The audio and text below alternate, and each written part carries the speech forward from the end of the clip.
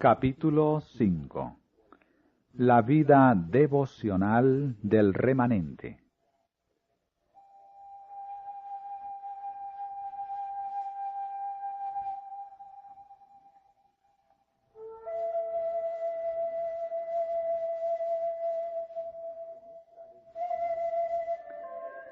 En esta época, precisamente antes de la segunda venida de Cristo en las nubes del cielo, debe hacerse una obra como la de Juan el Bautista. Dios necesita hombres que preparen a un pueblo que se mantenga firme en el gran día del Señor, a fin de dar un mensaje como el que dio Juan. Debemos tener una experiencia espiritual como la suya. La misma obra debe efectuarse en nosotros. Debemos contemplar a Dios y, al contemplarlo, perderemos de vista el yo.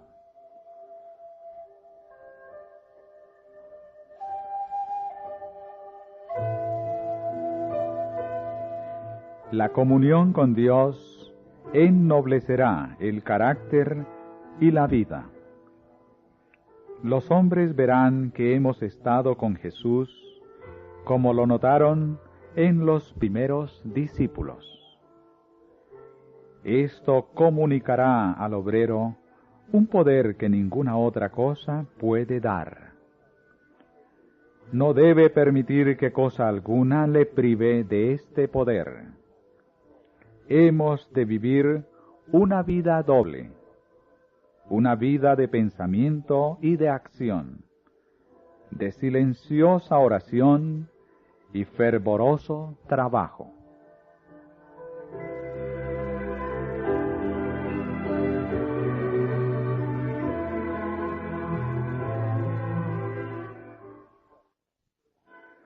Oración y esfuerzo, esfuerzo y oración serán la tarea de vuestra vida. Debéis orar como si la eficiencia y la alabanza se debieran completamente a Dios, y trabajar como si el deber fuera todo vuestro. Nadie que no ore puede estar seguro un solo día o una sola hora. El que no hace nada más que orar, pronto dejará de hacerlo.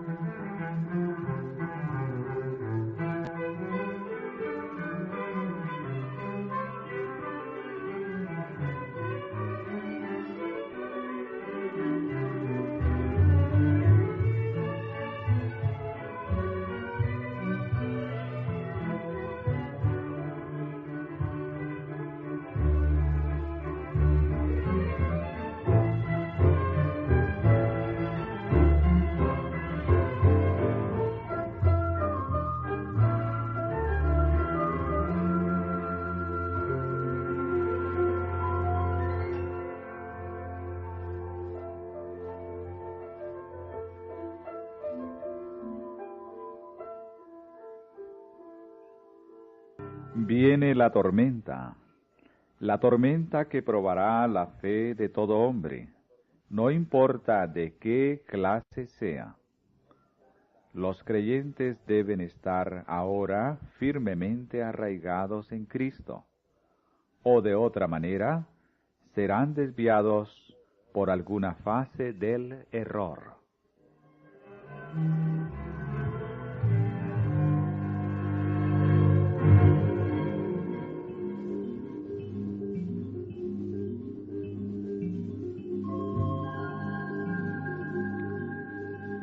Sería bueno que cada día dedicásemos una hora de reflexión a la contemplación de la vida de Cristo.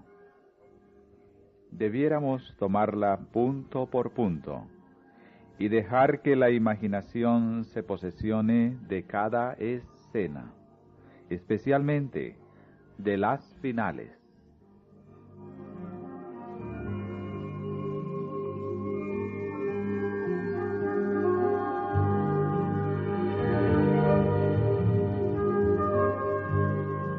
La única defensa contra el mal consiste en que Cristo more en el corazón por la fe en su justicia.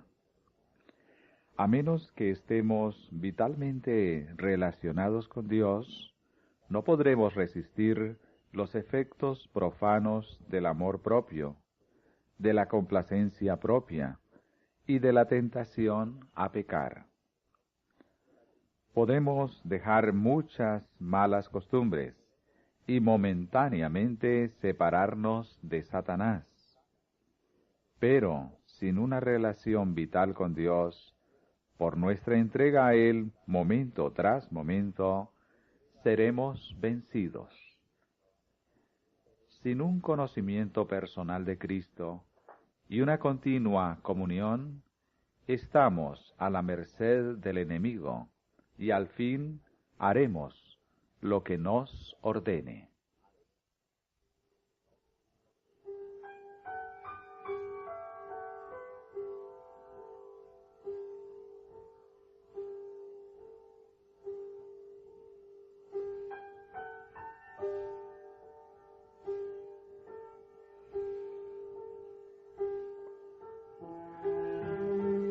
Cristo y Cristo crucificado debe ser el tema de nuestra meditación, conversación y más gozosa emoción.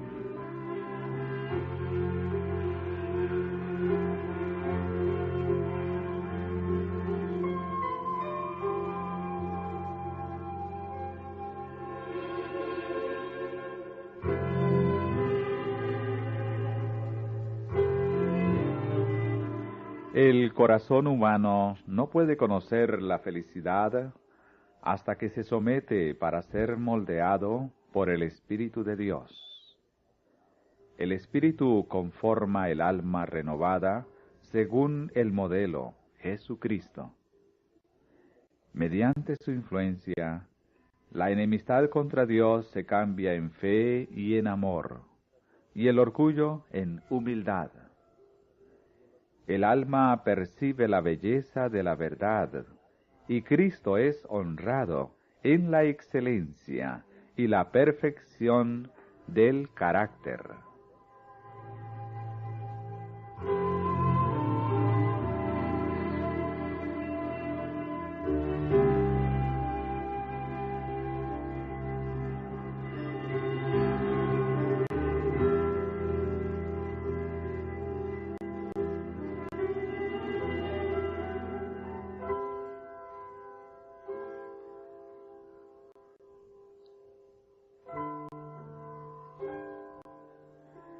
No hay en nuestra naturaleza impulso alguno, ni facultad mental, o tendencia del corazón, que no necesite estar en todo momento bajo el dominio del Espíritu de Dios.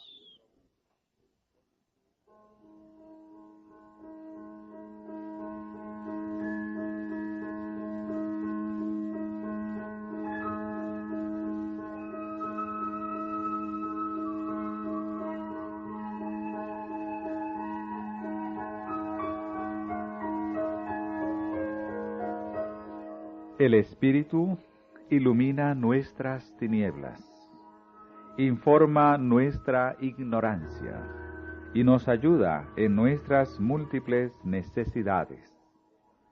Pero la mente debe buscar a Dios en forma constante.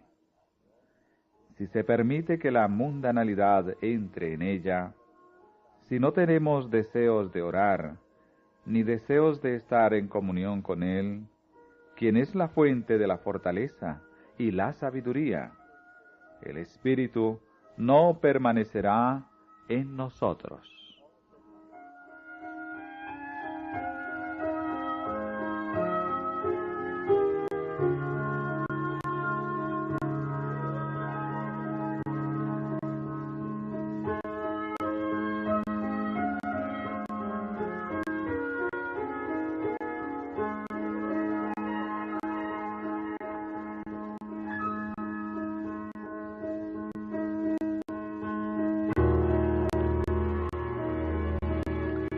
Ningún corazón renovado puede mantenerse tierno sin la aplicación diaria de la sal de la palabra. Debe recibirse diariamente la gracia divina, o ningún hombre permanecerá convertido.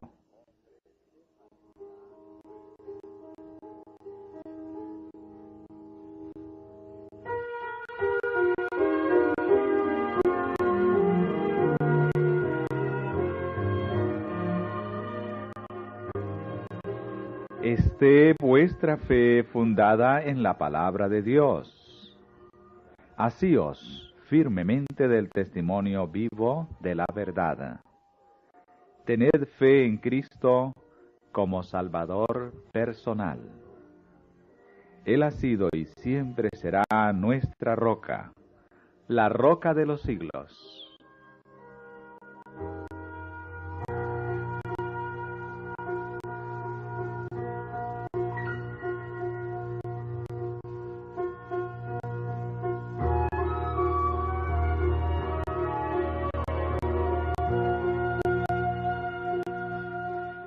Los cristianos deben prepararse para lo que pronto ha de estallar sobre el mundo como sorpresa abrumadora, y deben hacerlo estudiando diligentemente la palabra de Dios y esforzándose por conformar su vida con sus preceptos.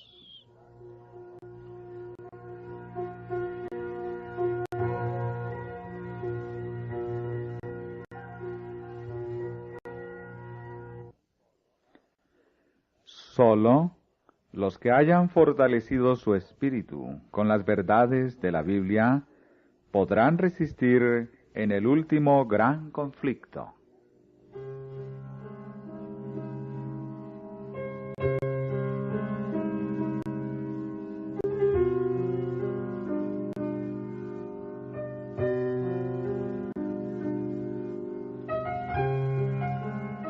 Solo los que hayan estudiado diligentemente las Escrituras y hayan recibido el amor de la verdad en sus corazones, serán protegidos de los poderosos engaños que cautivarán al mundo.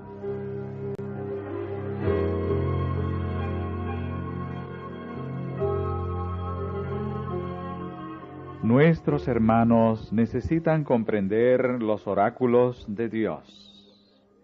Necesitan tener un conocimiento sistemático de los principios de la verdad revelada, que los preparará para sobrellevar aquello que está por sobrevenir en la tierra, e impedirá que sean llevados de aquí para allá por todo viento de doctrina.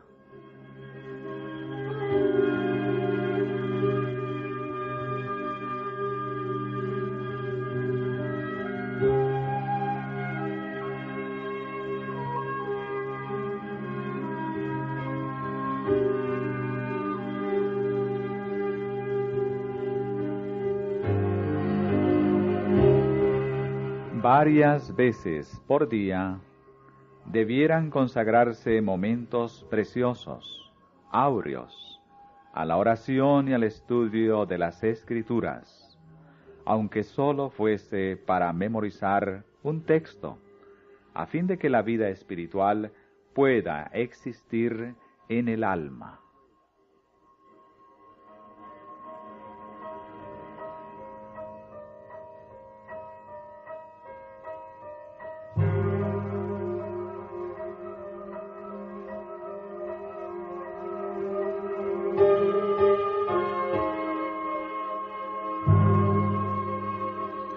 La preciosa palabra de Dios es la norma para los jóvenes que desean ser fieles al Rey del Cielo.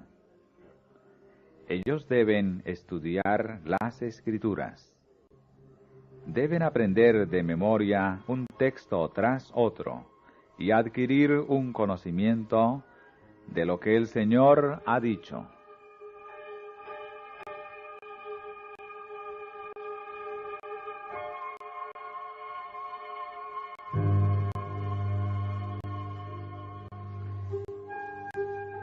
Levantad un muro de pasajes de las Escrituras a vuestro alrededor, y veréis que el mundo no puede derribarlo.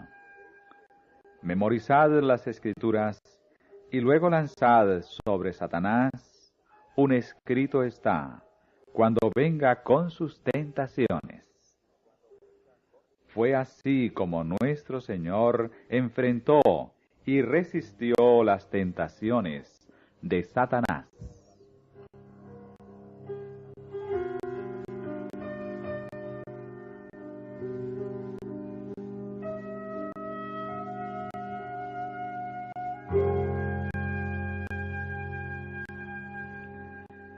Colgad en la antecámara de la memoria las preciosas palabras de Cristo.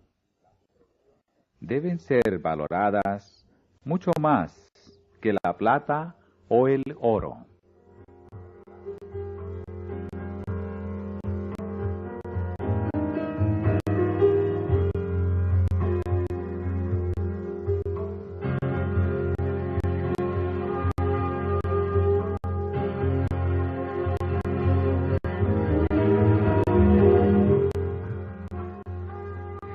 Guardad con vosotros una Biblia de bolsillo mientras trabajáis, y aprovechad cada oportunidad para memorizar sus preciosas promesas.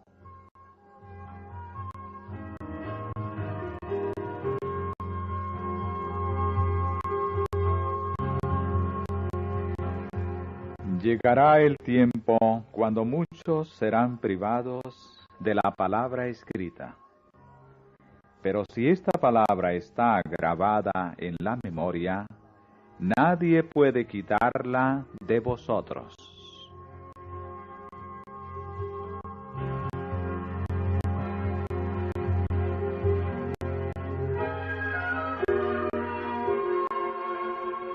Estudiad la palabra de Dios. Memorizad sus preciosas promesas, de tal manera que cuando seamos privados de nuestras Biblias, aún podamos estar en posesión de la palabra de Dios.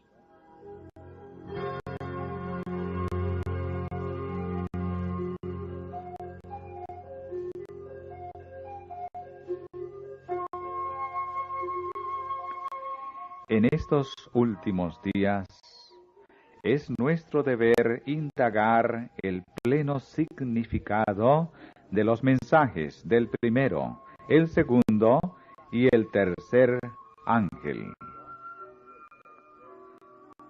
Todas nuestras transacciones debieran estar en armonía con la palabra de Dios. Los mensajes del primero, el segundo y el tercer ángeles están unidos entre sí y se revelan en el capítulo 14 de Apocalipsis, del 6º versículo hasta el final.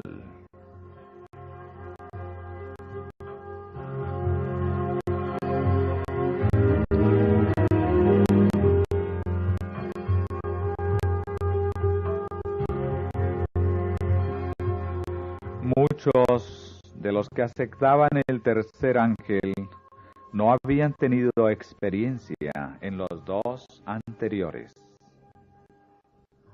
Satanás comprendió esto y fijó en ellos su ojo maligno para vencerlos. Pero el tercer ángel dirigía la atención de ellos hacia el lugar santísimo. Y los que habían tenido experiencia en los mensajes anteriores les indicaban el camino del santuario celestial. Muchos percibieron el perfecto eslabonamiento de verdades en los mensajes angélicos y aceptándolos gozosamente uno tras otro, siguieron al Señor por la fe en el santuario celeste. Estos mensajes me fueron representados como una áncora para el pueblo de Dios. Quienes los comprendan y acepten quedarán libres de verse arrastrados por los muchos engaños de Satanás.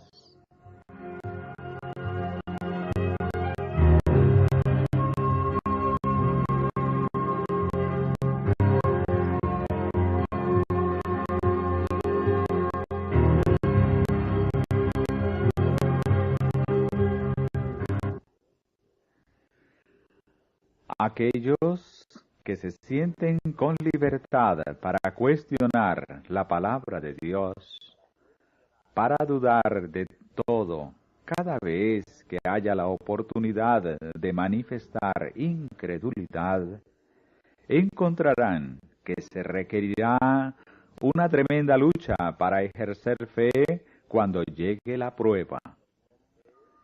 Será casi imposible vencer la influencia que domina la mente, que ha sido educada en la línea de la incredulidad, porque mediante este curso de acción, el alma se encuentra amarrada a la trampa de Satanás y llega a ser impotente para romper la terrible red que ha sido tejida cada vez más cerca del alma. Al asumir una posición de duda, el hombre llama en su auxilio a las agencias de Satanás. Pero la única esperanza de alguien que ha sido educado en la línea de la incredulidad es caer totalmente impotente ante el Salvador y, como un niño, someter su voluntad y sus caminos a Cristo, para que Él pueda sacarlo de las tinieblas y conducirlo a su maravillosa luz. El hombre no tiene poder para recobrarse de la trampa de Satanás. El que se educa en la línea de cuestionar, dudar y criticar, se fortalece en la infidelidad.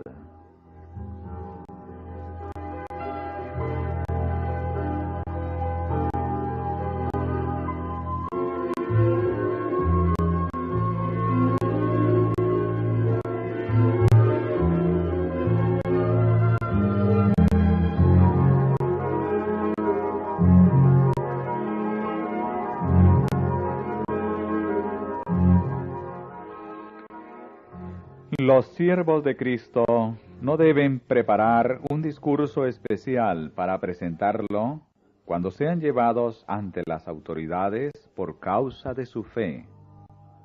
Su preparación ha de ser hecha día tras día, atesorando en el corazón las preciosas verdades de la palabra de Dios, alimentándose de las enseñanzas de Cristo y fortaleciendo su fe por medio de la oración.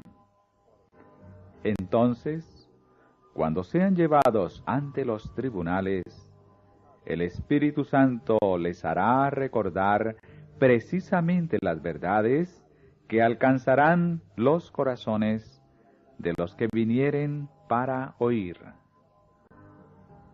Dios les traerá repentinamente a la memoria el conocimiento que obtuvieron por medio de un diligente escudriñamiento de las Escrituras, precisamente cuando lo necesiten.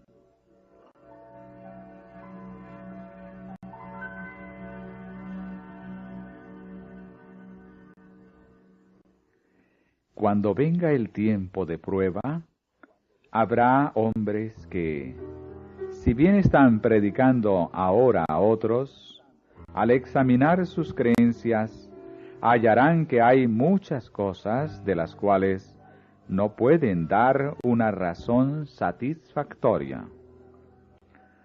Hasta que no sean así probados, no conocerán su gran ignorancia. Y en la Iglesia son muchos los que se figuran comprender lo que creen, y no se percatarán de su propia debilidad, mientras no se levante una controversia.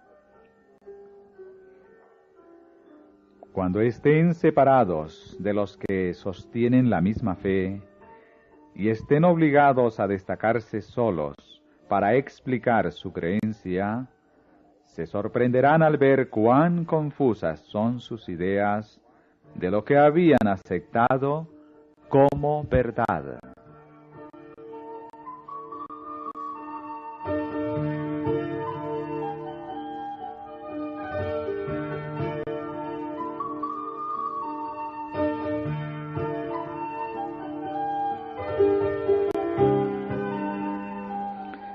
La capacidad de dar razón de nuestra fe es una buena realización, pero si la verdad no va más hondo que esto, el alma nunca será salvada. El corazón debe ser purificado de toda contaminación moral.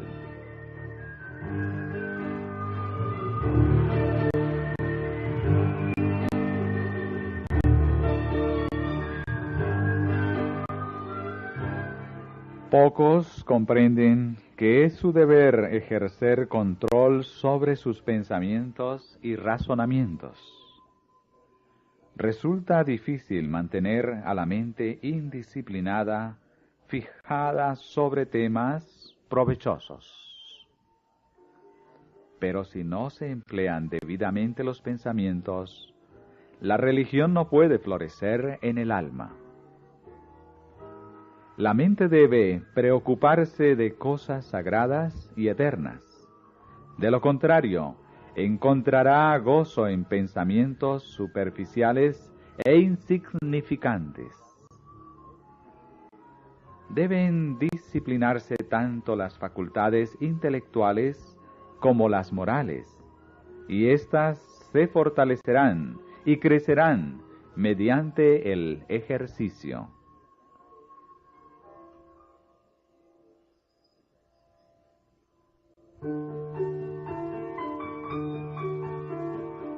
Necesitamos grandemente alentar y cultivar pensamientos puros, castos, y fortalecer las facultades morales antes que las potencias inferiores y carnales. Dios nos ayude a darnos cuenta de nuestros apetitos autocomplacientes.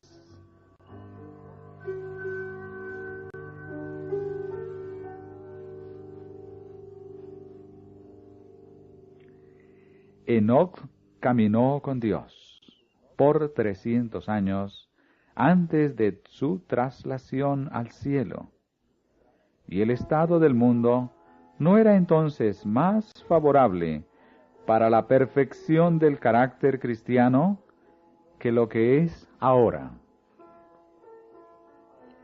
¿Y cómo caminó Enoc con Dios? Educó su mente y corazón para sentir siempre que estaba en la presencia de Dios. Y cuando se encontraba en perplejidad, sus oraciones ascendían para que Dios lo guardase. Rehusó escoger cualquier curso de acción que ofendiese a Dios. Continuamente mantuvo al Señor delante de sí. Su oración era: enséñame tu camino para que no pueda errar. ¿Qué es lo que tú deseas de mí? ¿Qué haré para honrarte, mi Dios? Así se mantuvo constantemente eligiendo su camino y su curso de acción en armonía con los mandamientos de Dios, y tenía perfecta seguridad y confianza en que su Padre Celestial lo ayudaría. No tenía un pensamiento ni una voluntad propia. Todo estaba sumergido en la voluntad de su Padre. Enod fue un representante de aquellos que estarán sobre la tierra cuando Cristo venga, que serán trasladados al cielo sin ver muerte.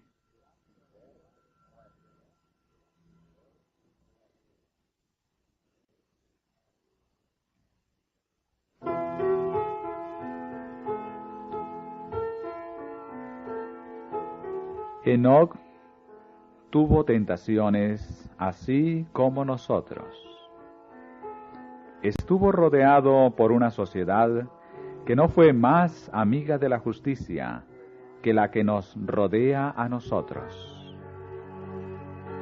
La atmósfera que respiraba estaba contaminada de pecado y corrupción, lo mismo que la nuestra. Sin embargo, vivió una vida de santidad.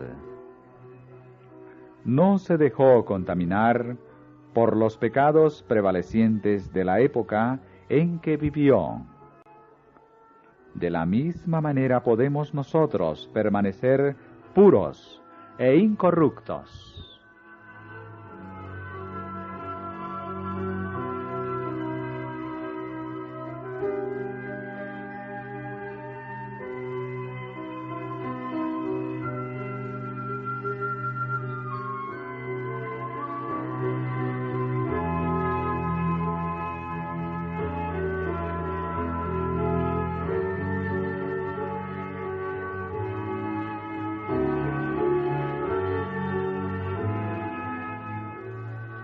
Como he participado en todo paso de avance hasta nuestra condición presente, al repasar la historia pasada, puedo decir: alabado sea Dios.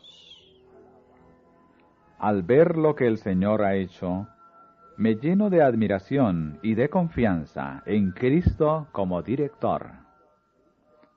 No tenemos nada que temer del futuro, a menos que olvidemos la manera en que el Señor nos ha conducido y lo que nos ha enseñado en nuestra historia pasada.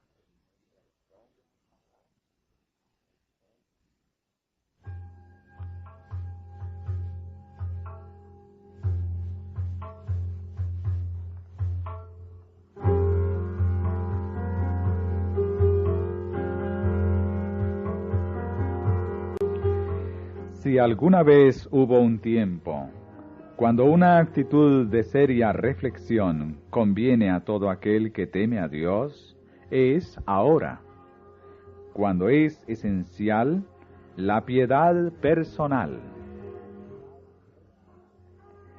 Debería plantearse la pregunta: ¿quién soy yo? ¿Y cuál es mi trabajo y misión en este tiempo? ¿De qué lado estoy trabajando? ¿Del de Cristo o del enemigo? Que cada alma se humille ante Dios, porque seguramente ahora estamos viviendo en el gran día de expiación. Ahora mismo los casos de muchos están siendo examinados ante Dios, porque deben dormir en sus tumbas por un corto tiempo. Para ese día vuestra profesión de fe no es vuestra garantía, sino el estado de vuestros afectos. ¿Está limpio de contaminación el templo del alma? ¿Están confesados mis pecados y me estoy arrepintiendo de ellos ante Dios para que puedan ser borrados? ¿Me estimo a mí mismo demasiado livianamente? ¿Estoy dispuesto a hacer cualquier sacrificio por la excelencia del conocimiento de Jesucristo? Siento en todo momento que no me pertenezco, sino que soy la propiedad de Cristo, que mi servicio pertenece a Dios, de quien soy.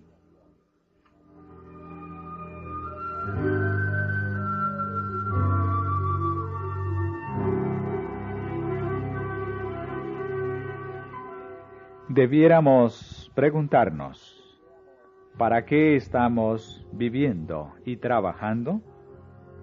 ¿Y cuál será el resultado de todo esto?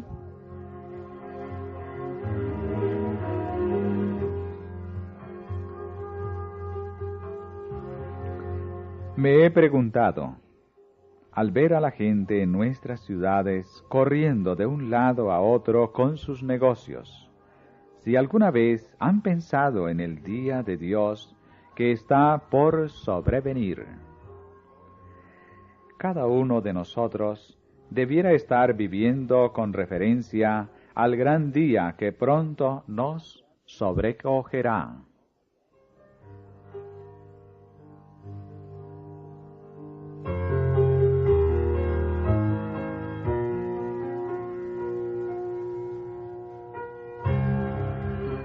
No podemos permitirnos vivir sin tomar en cuenta el día del juicio, pues aunque se posponga mucho, ahora está cerca, a las puertas, y se apresura grandemente. La trompeta del arcángel pronto sorprenderá a los vivos y despertará a los muertos.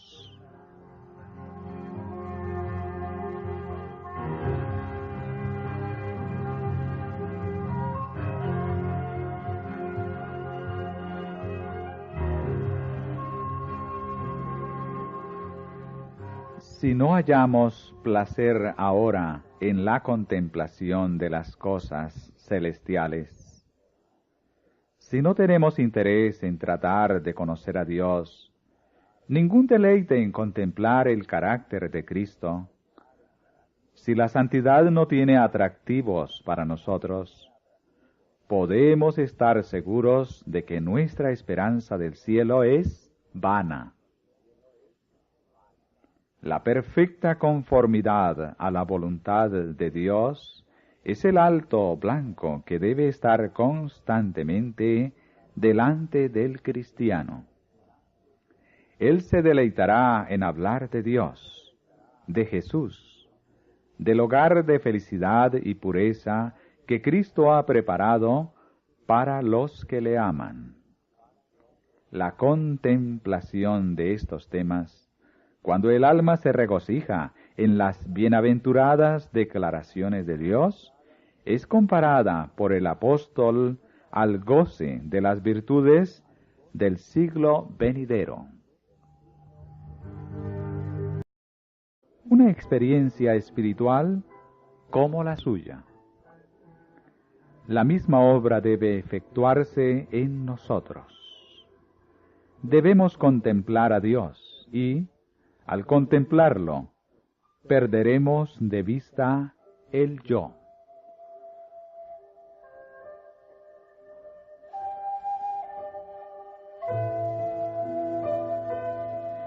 La comunión con Dios ennoblecerá el carácter y la vida. Los hombres verán que hemos estado con Jesús, como lo notaron en los primeros discípulos.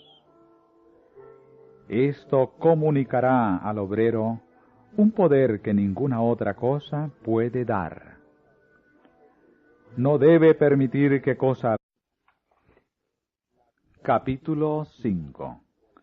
La vida devocional del remanente.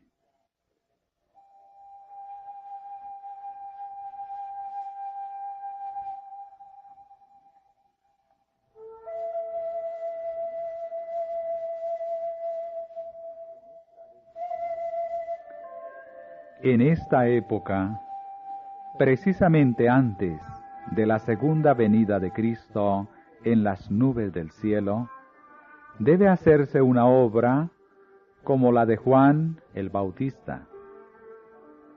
Dios necesita hombres que preparen a un pueblo que se mantenga firme en el gran día del Señor, a fin de dar un mensaje como el que dio Juan.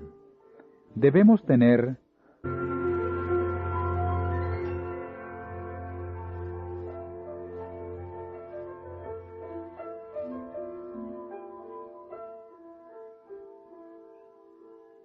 Viene la tormenta que probará la fe de todo hombre, no importa de qué clase sea.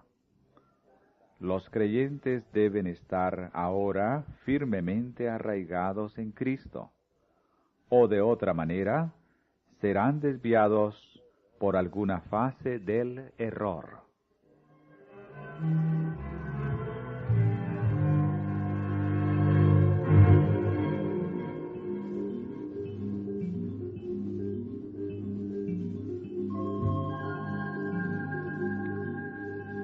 Sería bueno que cada alguna le prive de este poder.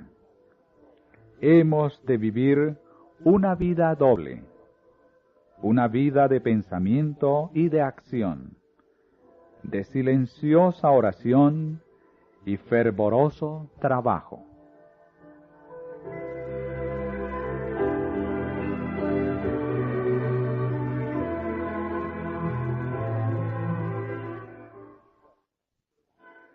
Oración y esfuerzo, esfuerzo y oración serán la tarea de vuestra vida. Debéis orar como si la eficiencia y la alabanza se debieran completamente a Dios, y trabajar como si el deber fuera todo vuestro. Nadie que no ore puede estar seguro un solo día o una sola hora. El que no hace nada más que orar, pronto dejará de hacerlo.